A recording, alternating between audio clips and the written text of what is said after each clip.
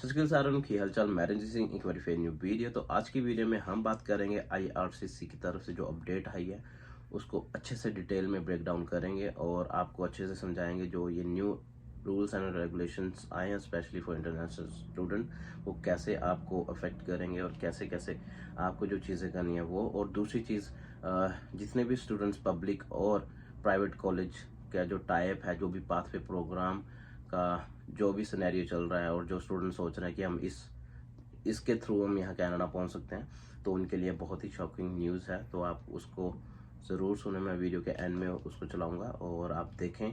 और जो पहला टॉपिक है कि ये रूल एंड रेगुलेशंस कैसे आए हैं और जैसे कि कनाडा गवर्नमेंट ने ये बताया है, तो हम चलते हैं वीडियो की तरफ और मैं आपको अच्छे से ब्रेक डाउन करके बताता हूँ। और इसका लिंक मैं डिस्क्रिप्शन में ज़रूर डाल दूँगा और चैनल को सब्सक्राइब करें और लिंक पे ज़रूर जाके देखें और पढ़ें खुद से और खुद डिसीजन लें कि आपको करना क्या आगे। So let's get into video. बात करें तो उन्होंने यही बोला है कि provinces introducing measures to improve integrity of post secondary education for international student. तो इसमें दो प्रोविंसेस हैं, ओंटारियो और ब्रिटिश कोलंबिया।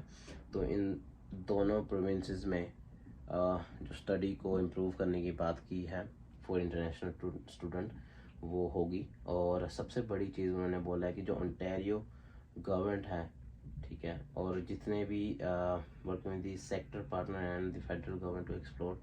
तो इन्होंने ये चीज़ों को मेंशन किया है कि जितने भी ओंटारियो में स्टूडेंट्स आते हैं वहाँ पे जो कंसल्टेंट है, जो इन्होंने यहाँ पे बहुत अच्छे से मेंशन किया है कि crack down on bad actor recruiters who take advantages of international student। तो जितने भी कंसल्टेंट हैं, बैड एक्टर रिक्रूटर्स हैं, तो जितना भी ये फ़ायदा उठाते हैं इंटरनेशनल स्टूडेंट का वो हम बंद करना चाहते हैं और इंटरनेशनल स्टूडेंट को एक अच्छी स्टडी प्रोवाइड करना चाहते हैं जो कि इतने सालों में नहीं मिल रही थी उनको, क्योंकि पुअर स्टडी लेवल हो चुका था बहुत ज़्यादा। ये मैं भी फील कर चुका हूँ यहाँ पे, क्योंकि यहाँ पे कोई देख रेख नहीं है, ठीक है। इवन मॉन्ट्रियल में भी ऐसा कुछ नहीं था। तो दैट्स वाई मॉन्ट्रियल ने इनसे पहले वो स्टेप उठा लिया, क्यूबिक ने, सॉरी। तो क्यूबिक ने ये चीज़ों को पहले ही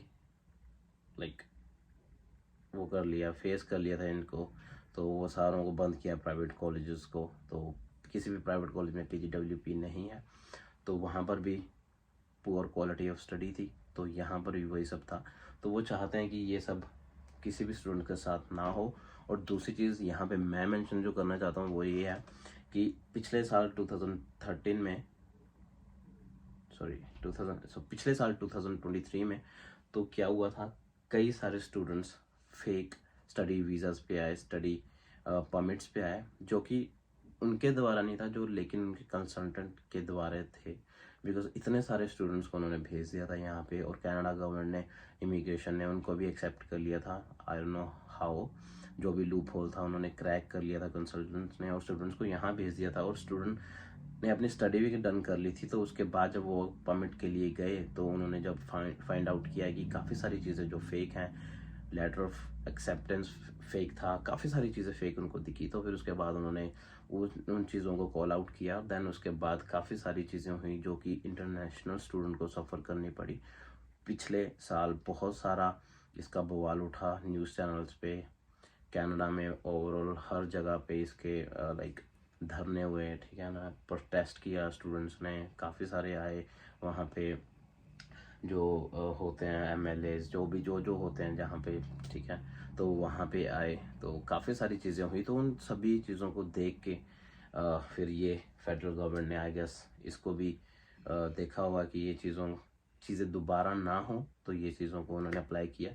दैट्स द रीज़न। सो इन्होंने लिखा है यहाँ पे, many of the new measure aim to ensure that international students at provincial post-secondary institutions are being offered a academic program that meets the needs of Ontario labor market।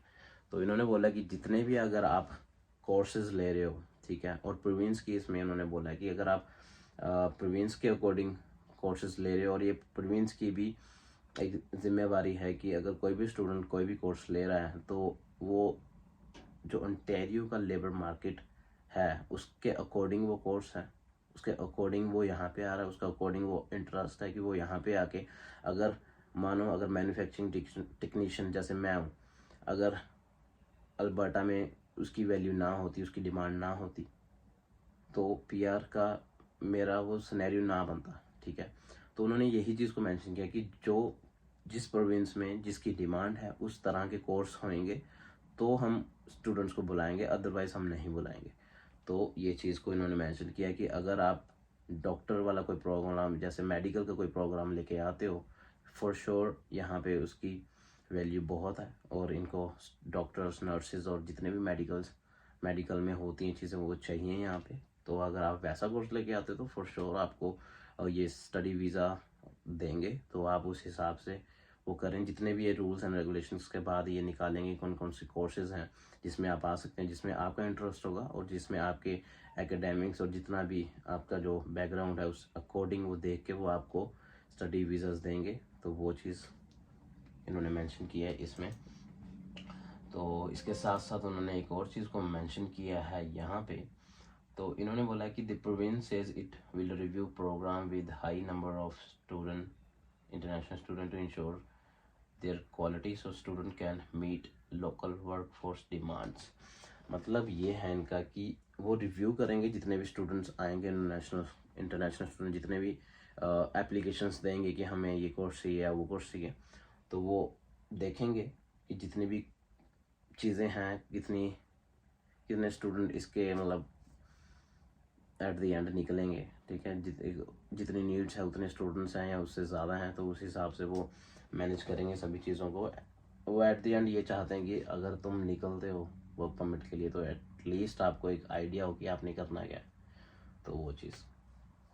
तो इसके साथ साथ उन्होंने लिखा है कि additionally the Ontario new release says that province would implement measures to improve the response rate to student outcome service that will help ensure the best academic outcomes are being achieved।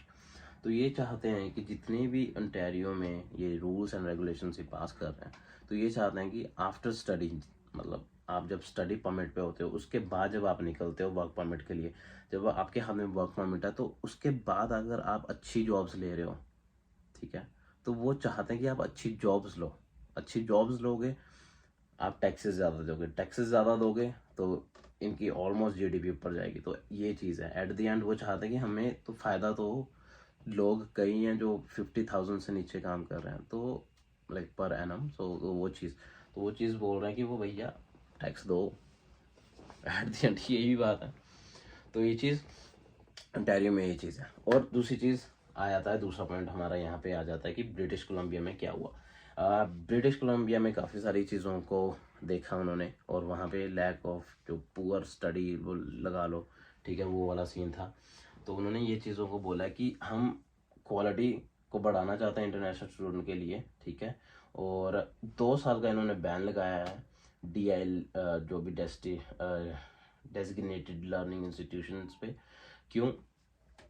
क्योंकि सबसे बड़ी चीज़ है जो British Columbia है वहाँ पे 3rd highest DLI colleges हैं, जैसे प्राइवेट कॉलेजेस लगा लो, तो 3rd हाईएस्ट है। सबसे पहला है वो क्यूबेक है, दूसरा है ओंटारियो और तीसरा है ब्रिटिश कोलंबिया। और तीनों का सेम हाल है, तीनों की स्टडी वाला सीन जो भी है, ठीक है ना, उनकी स्टडी बिल्कुल ख़राब है, कोई देखता नहीं है। इवन मैंने कई स्टूडेंट्स को देखा है, मैंने दूसरे स्टूडेंट्स को देखा है, इवन मैंने अपने कॉलेज में देखा है, तो उस हिसाब से स्टडी नहीं होती है कि तुम जब लाइक वर्क परमिट पे जाओ तुम्हें पता हो कि हाँ मेरे को ये पता है और देन मेरे को ये जॉब लेनी है। तुम्हें कोई आइडिया नहीं होता, बिकॉज वो सिर्फ आपको पास कराते हैं, आपको वर्क परमिट तक पहुँचाने का उनका एक वो रोल होता है, जो कि वो सक्सेसफुल हो जाता है उसमें। क्यों? क्योंकि हर एक स्टूडेंट को वही चाहिए होता है, तो इसलिए वो भी आज तक उनको कोई टेंशन नहीं थी। लेकिन जो स्टूडेंट पढ़ने आया उसको फॉर श्योर टेंशन थी, और वो हर एक बार जो भी उन्होंने, कई स्टूडेंट्स होते हैं जो इस चीज़ के बारे में बोलते हैं, और वो आई गेस अब वो जाके सफल हुए हैं, और मेरे हिसाब से बहुत सही हुआ है। बिकॉज अगर आप कनाडा आ रहे हो तो अच्छे फ्यूचर के लिए आ रहे हो, तो ये रूल एंड रेगुलेशंस होना ज़रूरी था। लेकिन स्टूडेंट्स पे 2 साल का जो बैन लगा है वो उसका थोड़ा सा इशू है कि यार वो ना होता, बिकॉज कई स्टूडेंट्स हैं जो स्टिल अभी आना चाहते हैं। लेकिन यहाँ पे इन्होंने 2 साल का बैन BC में ये बोला है कि हम सिर्फ उस पर लगा रहे हैं जो न्यू DLI जो कॉलेजेस को मिलते हैं, जैसे न्यू कॉलेजेस खुलता है तो उसको चाहिए होता है, तो उन पे लगाया। तो जैसे कि इन्होंने मेंशन किया हुआ कि बीसी में 276 DLI गए हुए हैं, मतलब प्राइवेट कॉलेजेस हैं, और क्यूबिक में 443 और ओंटारियो में है 529। सॉरी मैंने क्यूबिक का ज़्यादा बोल दिया था, लेकिन आपका ओंटारियो में 529 कॉलेजेस हैं। तो कि आप अपने आप समझ लो कितने स्टूडेंट्स होंगे और कितना पैसा कंसल्टेंट कमा रहे हैं। और आपको पता है पिछले साल क्या हुआ है, 60 स्टूडेंट्स की अगर कैपेसिटी थी, यहाँ पे 150 100 से अबव स्टूडेंट थे यहाँ पे, और उनके पास घर नहीं था रहने के लिए, वो टेंट्स में रहते थे यहाँ पे। आई डोंट नो कि आपको इंडिया बैठे हुए चीज़ों के बारे में पता लगता है कि नहीं लगता। तो ये सिनेरियो था। तो इसके बाद उन्होंने एक और चीज़ को मेंशन किया कि private programme and institution to be reviewed, मतलब जो प्राइवेट प्रोग्राम है उसको रिव्यू करेंगे और इंस्टीट्यूशन को भी रिव्यू करेंगे यहाँ पे। तो ओंटारियो इज इंट्रोड्यूसिंग, जो अभी ये लिखा यार बड़ा औखा है, ठीक है, ये पढ़ लेना आप, ठीक है। तो इसमें इन्होंने वही बोला कि हम अच्छे से क्वालिटी प्रोवाइड करना चाहते हैं। और दूसरी चीज़ यहाँ पे सबसे बड़ी चीज़ जो कि मैंने दूसरे पॉइंट में बोला था, पब्लिक और प्राइवेट कॉलेजेस वाला जो पाथवे प्रोग्राम वाले बच्चे हैं उनके लिए बहुत ज़्यादा ज़रूरी है। तो यहाँ पे इन्होंने मेंशन किया है public college private college partnerships have been under scrutiny, अरे भैया, इन recent weeks as immigration refugee citizen जो भी IRCC has announced that student enroll in program with the curriculum licensing arrangement at private colleges with the public partnership are no longer eligible for post graduation work permit after graduation. So इन्होंने अच्छे से mention तो कर दिया है, लेकिन मेरे को यहाँ पे एक डाउट है कि जो अभी स्टिल पढ़ रहे हैं उनका क्या। जो ये रूल है इन्होंने बोला है कि 31 सितंबर से स्टार्ट होगा आई गेस। तो लेकिन जो स्टिल यहाँ पे पढ़ रहे हैं उनका अभी कोई नहीं पता कि वो उनके लिए भी है ये रूल या जो नए आएंगे उनके लिए। लेकिन ये रूल काफ़ी ज़्यादा शॉकिंग है, बिकॉज इस पे कोई डेट नहीं है या फिर इन्होंने ऐसा कोई मेंशन नहीं किया कि हाँ जो स्टिल अभी इस कॉलेज में पढ़ रहा है। लेकिन सबसे बड़ी बात है जो स्टिल इतना सारा पैसा दे के आया है वो क्या करे, ठीक है। और इतने सारे स्टूडेंट्स को जो मेंटल स्ट्रेस ये कनाडा गवर्नमेंट देती है उसके तो क्या ही कहने, बिकॉज आई नो जितने भी स्टूडेंट वहाँ पढ़ रहे हैं या फिर जो आ रहे हैं उनका अब डबल माइंड हो चुका है, बिकॉज कईयों ने पैसे दे दिए हैं पहले, ठीक है, जो इंडिया बैठे हैं, और कई स्टिल इतना पैसा दे के यहाँ पे पढ़ रहे हैं, और कई अप्लाई कर रहे हैं। जो अप्लाई कर रहे हैं उनके पास ऑप्शन है वो रुक सकते हैं, लेकिन still they don't want to, ठीक है। लेकिन जिनके पैसे लग चुके हैं वो वहाँ से रिफंड की कोई पॉलिसी मैंने चेक किया मेरे को नहीं दिखा, बट आप अपने कंसल्टेंट को पकड़े हैं, बिकॉज वही है जो आपको ये गाइड कर रहा था और उसे वही रिस्पॉन्सिबल है इस चीज़ के लिए। कंसल्टेंट से बात करें, उनको बोलने की भाई रिफंड पॉलिसी क्या है और जो भी चीज़ें हैं, बिकॉज यार इन सब कॉलेजेस में आने का कोई फ़ायदा नहीं है, प्राइवेट और पब्लिक। अगर आपको आना है सीधा डायरेक्ट पब्लिक में जाएं, नहीं तो आप यूनिवर्सिटीज़ में पढ़ें। तो एट दी एंड गवर्नमेंट यही कहना चाहती है कि यार अगर आप कनाडा आ रहे हो तो अपने फ्यूचर को अच्छा बनाने के लिए आए, ना कि आप सिर्फ स्टडी करें, वर्क परमिट लें और नॉर्मल जॉब करके किसी ना किसी तरह PR लें। समहाउ यहाँ पे बहुत मुश्किल हो चुका है PR के लिए भी। कई मेरे फ्रेंड्स हैं, कई मेरे नॉन में जो भी दूर दूर से स्टूडेंट्स हैं, उनको अभी तक PR नहीं मिली। क्यों? क्योंकि वो नॉर्मल जॉब्स कर रहे हैं। तो नॉर्मल जॉब्स करने के बाद जो आपके स्कोर्स हैं वो नहीं ऊपर जा सकते, तो वो चीज़ है। तो अगर आप आ रहे हो तो अच्छी एक स्टडी चूज़ करके आएँ और एक अपना एक पाथ बनाएं। और सबसे बड़ी चीज़ ये, जैसे इन्होंने भी बोला है कि जो भी लेबर नीड्स है, ठीक है, जो कनाडा या ओंटारियो कहीं की भी जहाँ पर भी आप जाना चाहते हो, जहाँ पर भी जिस चीज़ की ज़रूरत है आप उस तरह का कोर्स लेके आए। प्लम्बिंग का प्लम्बिंग का कोर्स लेके आए। अगर आप इंजीनियर हो, अगर आपका इंजीनियरिंग में इंटरेस्ट है, इंजीनियर वाला कोर्स ऐसा लेके आए जो कि आगे जाके आपको बेनिफिट मिले उस चीज़ का, ठीक है। अगर आप कोई मेडिकल लाइन में है, मेडिकल लाइन में तो आई गेस हर एक कोर्स बहुत ज़्यादा ज़रूरी है। लेकिन अगर आप स्पेशली मॉन्ट्रियल जा रहे हो तो वहाँ फ्रेंच चाहिए ही चाहिए, ठीक है, ये चीज़। तो बस इन्होंने यही 3-4 चीज़ें हैं जो मेंशन की थी यहाँ पे, ठीक है। और इसमें एक चीज़ और है कि इन्होंने ये बताया कि जितने भी ओके, सो यहाँ से हम पढ़ते हैं। सो IRCC says this is because these programs have been significant growth in attracting international students in recent year.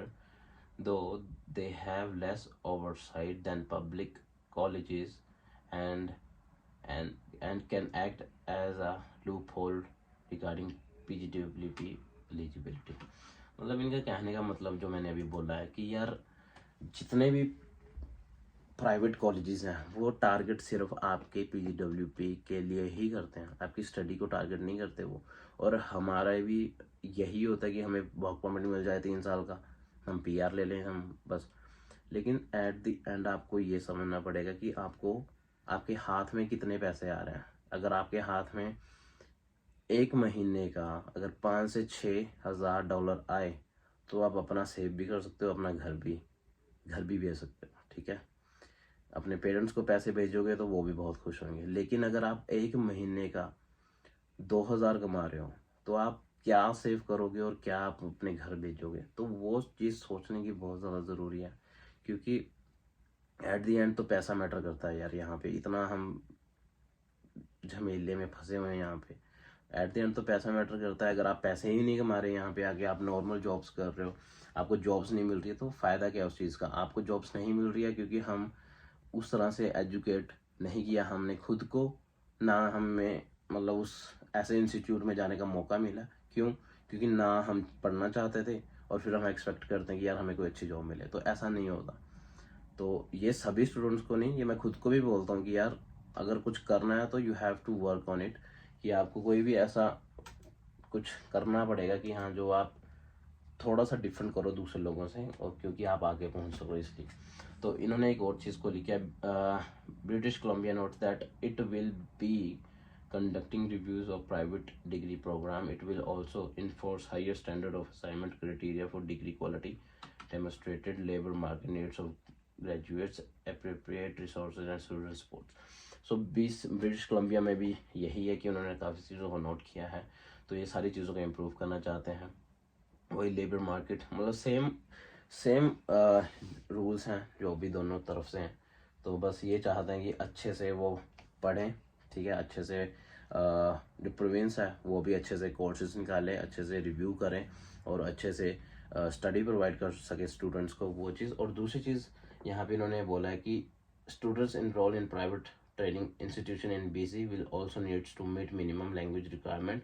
The province says it will ensure new Indian students are better prepared for the education and professional journey in BC। तो इन्होंने बोला कि जो British Columbia वाले students हैं उनको जो band requirement है वो भी ज़्यादा चाहिए होगी, और इन्होंने बोला कि उसको रिक्वायरमेंट को पूरे करने के लिए ये बहुत ज़रूरी है। अगर आपको यहाँ पे आना है आपके बैंड स्कोर अच्छे होने चाहिए, ठीक है, नो लेस देन 6 तो फॉर श्योर है, मे बी शायद ज़्यादा भी बोलेंगे अब ये। तो वही है कि अगर आपने अच्छी एजुकेशन लेनी है, अच्छा फ्यूचर चाहिए, तो फॉर श्योर आपको अच्छे कॉलेज में ही जाना पड़ेगा। एट द एंड यही बोल रहे हैं, तो आपको भी सोचना पड़ेगा। बहुत टाइम से ये चीज़ों को बोल रहा हूँ, तो आई होप आपको काफ़ी सारा सोचने को मिल गया होगा। काफ़ी सारी चीज़ें जो मैं सोच रहा हूँ यहाँ पे, ये हाँ मुश्किल तो हुआ है, लेकिन सम हाउ ये आपके ही बेनिफिट के लिए है जो नए स्टूडेंट्स हैं कनाडा में आने की कोशिश कर रहे हैं। जो भी अच्छा कोर्स लोगे, अच्छी जगह से पढ़ोगे, तो एट द एंड आपको बहुत बेनिफिट होगा। आई नो कि स्टार्टिंग में जो GSE होती है या फिर फीस निकालनी होती है उसका थोड़ा सा मुश्किल होता है, लेकिन समहाउ अगर आपने वो कर लिया, मैं आपको गारंटी दे सकता हूँ आपके जब स्टडी कंप्लीट होएगी, जब आपके हाथ में वर्क परमिट होगा, उसके बाद जब आपकी पहली जॉब होएगी, वो कंपेरेटिवली कई स्टूडेंट्स की मतलब 2 साल की जो उसकी एक सैलरी होगी वो 1 साल में मिलेगी आपको, समझ रहे हो। तो उस चीज़ को सोचें, ना कि शॉर्ट टर्म की तरफ जाएं, लॉन्ग टर्म की चीज़ों को सोचो। तो अच्छे से पढ़ो। आई होप ये आपको वीडियो काफ़ी हेल्पफुल रही होगी। मैंने काफ़ी सारी चीज़ें बोली हैं, अगर ऊपर नीचे हुई है कोई भी चीज़ तो देख लेना। बाकी जो चीज़ों को मैं बोल रहा हूँ उनको समझो। बाकी वीडियो काफ़ी ज़्यादा लंबी हो चुकी है क्योंकि ब्रेक डाउन करना था, तो काफ़ी सारी चीज़ें हैं। लेकिन अगर आपको इसके बारे में कोई क्वेश्चन हो, लिंक डिस्क्रिप्शन में होगा, कमेंट सेक्शन में कमेंट करके ज़रूर बताएं। और कमेंट करें यहाँ पे, बिकॉज अगर मैं आपको आंसर करता हूँ तो काफ़ी सारे स्टूडेंट्स को भी वो आंसर मिलता है, तो वहाँ से उनको भी बेनिफिट होगा, ना कि आप इंस्टाग्राम पे बार बार जाएं और सेम क्वेश्चन मुझसे पूछें। तो कमेंट सेक्शन में कमेंट करके पूछें, फॉर श्योर मैं उसको आंसर करूँगा, 24 घंटे में नहीं 48 घंटों में तो फॉर श्योर। तो मैं मिलता हूँ आपको नेक्स्ट वीडियो में। Till then stay healthy and stay happy. और नई वीडियो मेरी रील्स में चेक करना, मैंने नई गाड़ी ली है, आई होप आपको पसंद आएगी, मुझे तो बहुत पसंद है। So take care, bye bye.